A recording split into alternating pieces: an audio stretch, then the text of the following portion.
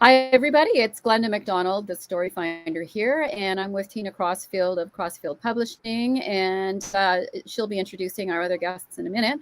Just want to mention a little business and hello to the OLASC delegates. If you have questions for Rick Revelle, please put them in the comments on YouTube. If you're not logged into YouTube, you can only view the questions. But if you put the questions in there, start them with the letter Q and or the full word question. That way I can keep track of them, because I know we're getting up to like 50 people in these sessions, and with a lot of comments in between, it's hard to know which ones are the questions. So without further ado, I'm going to pass this over to Tina Crossfield. Hello and welcome to the Crossfield Publishing booth at the Ontario Library Super Virtual Conference. My name is Tina Crossfield and I'm the publisher. We are live on our booth and on YouTube. And this session is being recorded so it can be watched again or shared. It will stay on the Crossfield Publishing YouTube channel. Before we get started with author Rick Revelle, I'm going to pass the mic over to Isabel Armiento, who will read the land acknowledgement for our independent press.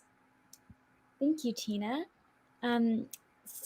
So many of us are tuning in to this conference from different places, but this land acknowledgement will be for St. Mary's, Ontario, which is where Crossfield is located. We would like to acknowledge with gratitude and respect the traditional lands of the Anishinaabe-Waukee, the Attawandaronk, and the Tanyantati nations. May we honor their teachings.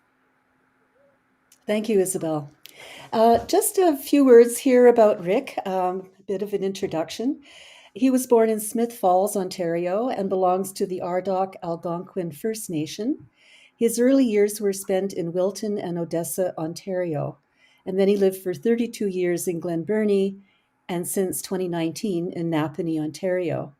He has published a series called Algonquin Quest, and these books, I Am Algonquin, Algonquin Spring, Algonquin Sunset.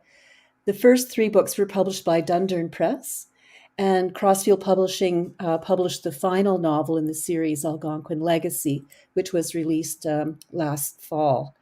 Rick has written a brand new book, and I believe it's the start of a new series, and it's called The Elk Whistle Warrior Society. And I think that this book is going to take a lot of people's breath away because it's very exciting. Without further ado, I'm going to pass the mic over to Rick, who I believe is going to start off reading a story from Elk Whistle Warrior Society. Is that correct? Yes, I am. Yep. Tina was very nice in putting the first in the back of Algonquin Legacy. The first chapter of the Elk Whistle Warrior Society is in it, and we talked about that. I had the book done, and she said she'd like to publish it, so I said, well, let's put the first chapter in. And I said, my wife reads a lot of books, and we always put the first chapter in the next book coming out. So she thought that was a good idea, so we did it. A little bit of explanation of the Elk Whistle Warrior Society. It's a group of women that present day, the society is 650 years old, but it's a group of women that all have either a PhD or a master's. They all have a martial art black belt, and they hunt down human traffickers of Native women, murderers of Native women, and abusers of Native children. They identified by 2 tattoos on the right shoulder. They do have men that work with them, but these men are handpicked, and they have 2 tattoos on their left thigh. And they do not use guns. They use weapons of their ancestors, bow and arrows, tomahawks, knives. They get the job done. What police cannot or will not do. If somebody goes to court and they know that they're guilty and they get off in a technicality, the Elk Whistle Warrior Society will be after you. The women are ran by older women who are called ancients, and they have a lot of money behind them. and it's the guardians that supply all the money. They're well positioned all over North America. They have safe houses. They have houses that have people in it that monitor everything, and they have a great back system. They have a cleanup crew who all got their PhDs in biology who come in and clean up any mess that's left over from women. So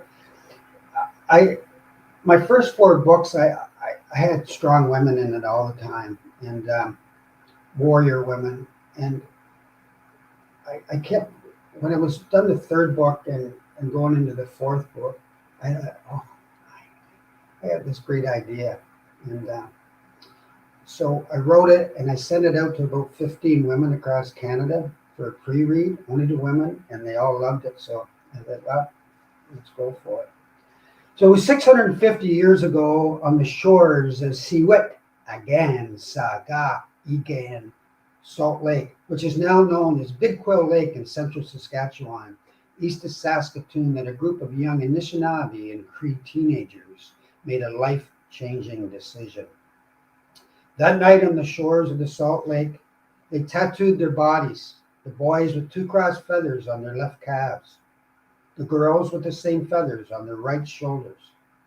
The feathers signified the strength of the sexes held together and led by women.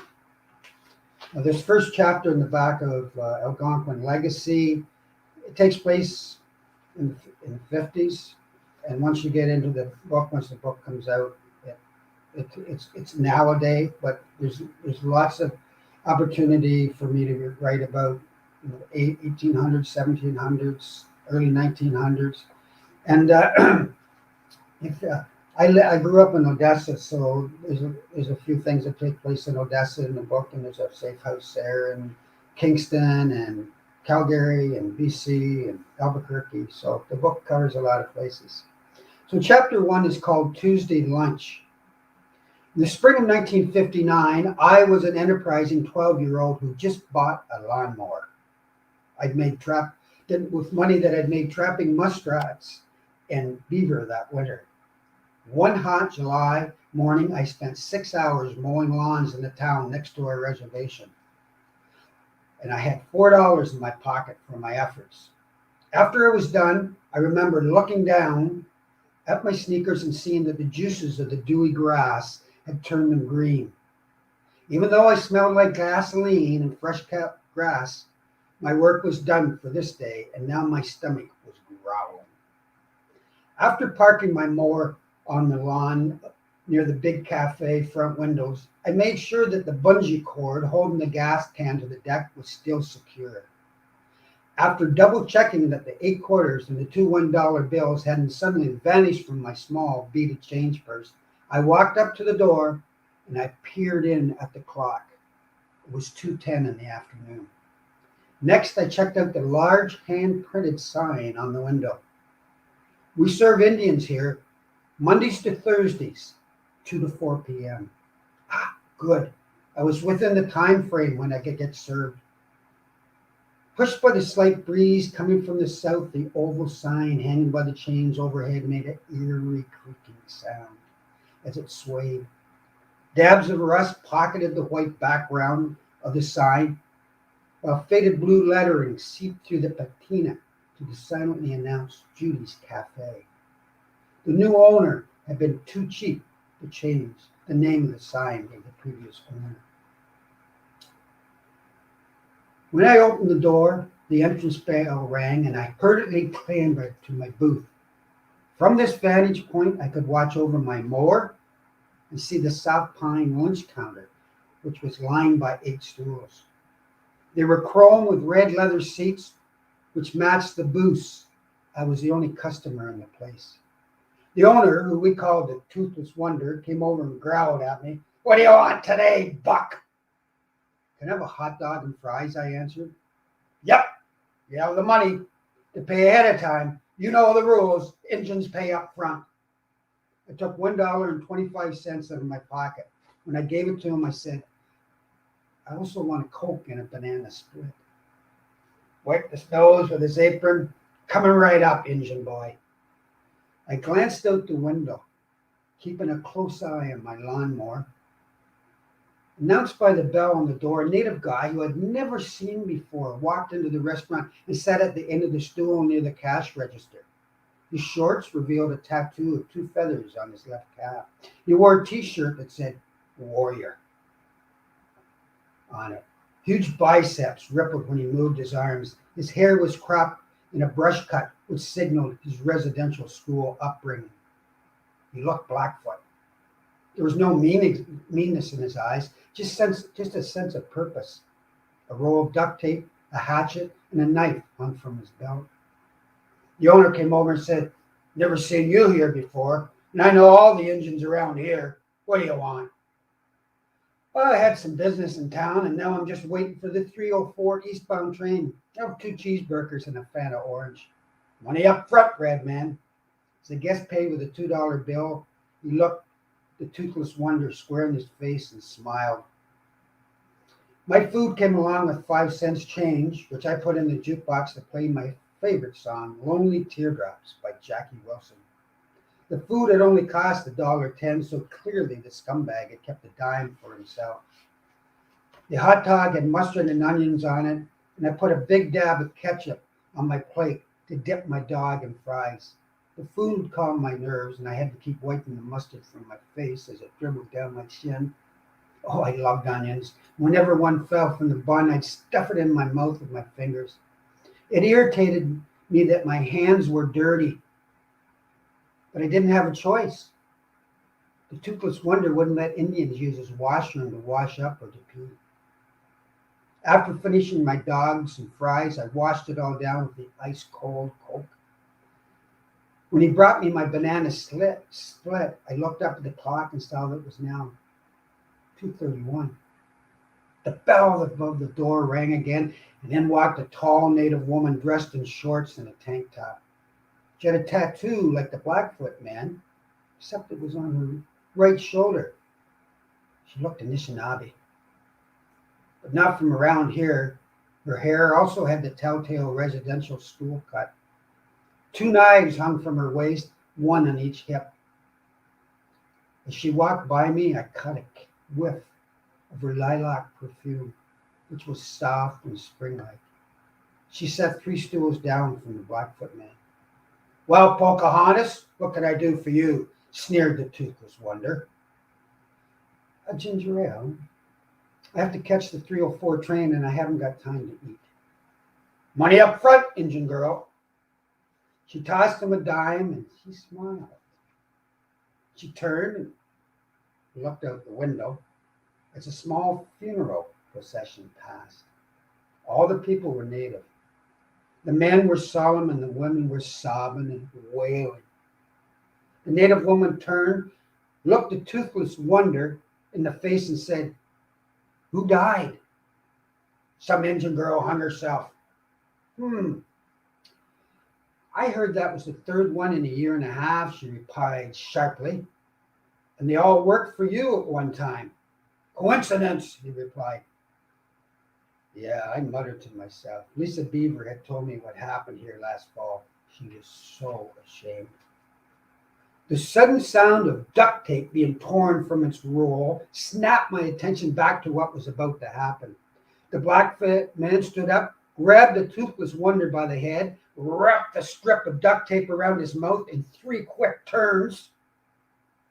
The woman then grabbed the Toothless Wonder's wrists in a vice-like grip and then laid them flat on the pine counter. Simultaneously, the Blackfoot man pushed his back against the cafe owner, pinning him against the counter so he couldn't move.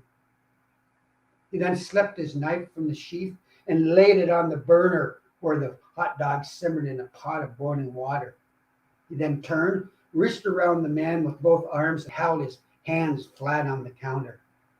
All the while, the Toothless Wonder's frantic screams were muffled by the duct tape. I watched as the woman quickly whipped out the knives and drove them into the Toothless Wonder's flattened hands, effectively pinning him to the counter. As the blood spurted up, the Blackfoot Warrior swung his hatchet, cutting off both of the owner's thumbs with the swiftness of a hawk diving for a rabbit. Blood immediately spurted all over the counter.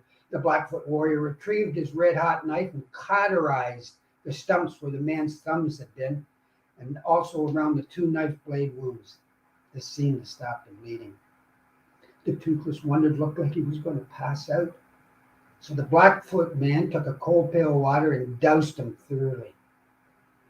The woman grabbed the sopping man's head in her hands and pulled him close and hissed a dire warning. Listen carefully to me. We know that you raped those 3 dead girls while they worked for you. We also know that they never reported it to the law because it would be an Indian's word against a white man's word. Today you lost your thumbs, but if we ever hear anything about you again, we'll take more than just a few fingers. Tell the law this was an accident. Your life depends on it. The Blackfoot Warrior handed the woman a wet dish towel and she wiped the blood from her hands. I heard the sound of the train whistle as it pulled into the station and looked at the clock. It was 3:03. The train was a minute late. As the 2 walked out of the restaurant, the warrior nodded at me. After watching them board the eastbound train, I went to the bathroom, peed, washed my hands, and walked out the front door. Grasping the handle of my lawnmower, I pushed it down the dusty street back to the reservation. One wheel was squeaking and made a mental note to oil it. That's the first chapter of the Elk Whistle Warrior Society. You might find it violent, but they got the job done.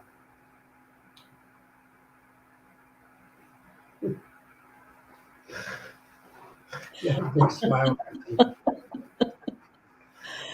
Oh, Sorry about thank that, you, Rick. Tina. I should give you a heads up when I'm I letting you was, back I in was, there. I was just in the She was deep in story. I thought. was deep in thought in the story. Thank you, Rick, for reading. I appreciate that. You're welcome. Wow, Thank exciting, you. exciting story. Okay, we have some questions lined up for you, and Isabel Armiento is going to assist with that. So I'm going to step away. Sure, yeah. Thank you for the reading. That was very exciting and action-filled first chapter. All right, so the first question we have here is how was Algonquin Quest, your last book, related to the Elk Whistle Warrior Society? Well, the Algonquin Quest series is about a Anishinaabe family group, and there's very strong women in the book, Wabananang, and Sharp Tongue, and Blanket Woman, and a few other women, and they were great warrior women. And as I was writing the book, my 4 books, I really like strong women, and I got thinking, I've had this book in my head for a year or 2, and I thought, geez, I think I want to do it. So once I finished the Algonquin Legacy, I whipped right into the Elk Whistle Warrior Society, and there's some the ending of the Algonquin Legacy, and I'm not going to tell anything about it. It introduces you to some people that will have very prominent positions in the Elk Whistle Warrior Society, and so there's a real connection there. In the last 10 pages of the Elk Whistle Warrior Society is the Algonquin Legacy is sets up everything, starts to set up everything for the Elk Whistle Warrior Society, and of course the young Anishinaabe and Cree girls getting together and forming a society on the shores of Salt Lake. Mm-hmm. Cool. Well, I guess people will have to just read both. Our next question is, why is the Elk Whistle Warrior Society so important today? Well, I had, I like to envision. First of all, to try to envelope this question. I had a very famous Indigenous actress that read my book. She has a manuscript right now. She's trying to sell it as a movie, and she said, and she said, this is something I've been looking for all my life to make into a movie. And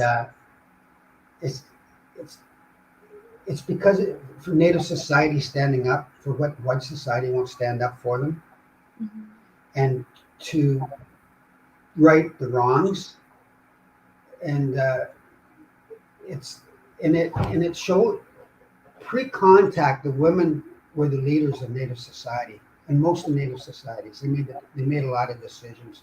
They were the strong end, and in the Elk Whistle Warrior Society, I'm bringing that back, that the Native women run everything. The men are strong, but they're there for the women to follow their instructions. And I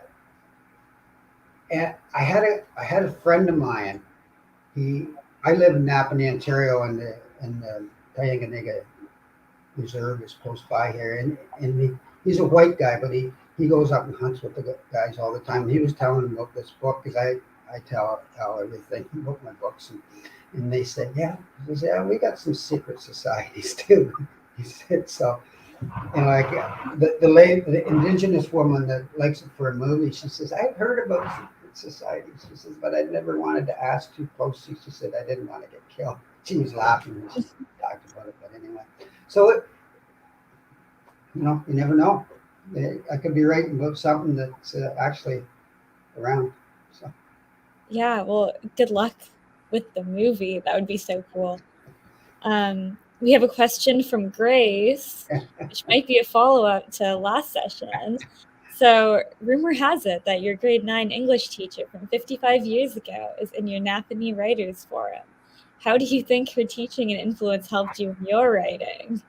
I think it helped a lot, and I hadn't seen Mrs. Kwiesma around for 55 years since I left high school, and she said I was just a little guy sat in the corner and didn't say much, but she taught me a lot how to write, and even though I didn't start using it until I was in my 60s. But the thing was, she made me feel good. She came to one of my book signings. Grace says, you remember who she is? And she's your English teacher. And she gave me a big hug. She says, I'm so proud of you guys. So now she's in our writers forum, and she's not much older than we are. Because I'll be 70 this year. She's a couple years older than me. I said, how old were you when you were teaching me? 12? So, she's a great lady, and we love her in our Napanee Writers Forum, and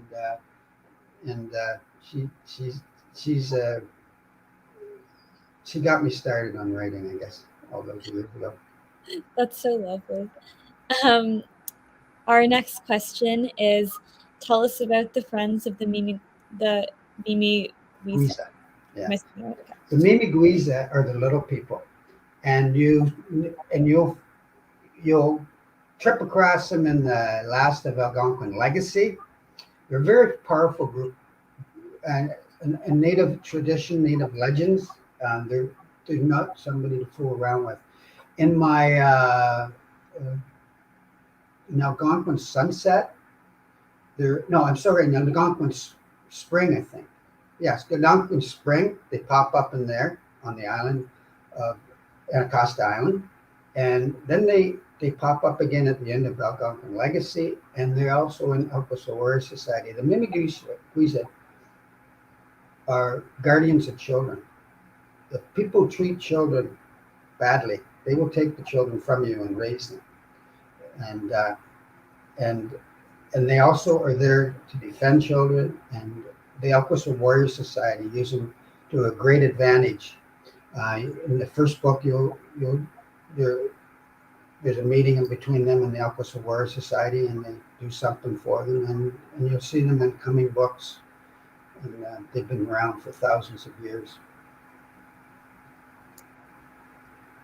That's very interesting. Thank you. All right. Oh, we have a question from the audience. Rick, will there be a third and fourth book to this series? Well, here's what she knows is a second book. Thank you, Nancy, for that question. My first book was published in '61. I'll have 5 done when I'm 70 and a 6 working on. I asked my son if he would like to continue the series of the Elk Whistle Warrior Society. He's a producer and he writes commercials and that. I don't know if because I know the Jack Reacher series was turned over from a brother to a brother. So if he doesn't take it, I'm going to have, I've got some great writers in the writers forum, so maybe they'll continue on it. And there's only me and one other guy, so I've got a lot of women there, and they're great writers. So maybe they'll collaborate and keep this Elk Whistle Warrior Society going, because this society is 650 years old, and a lot of things happened in 650 years.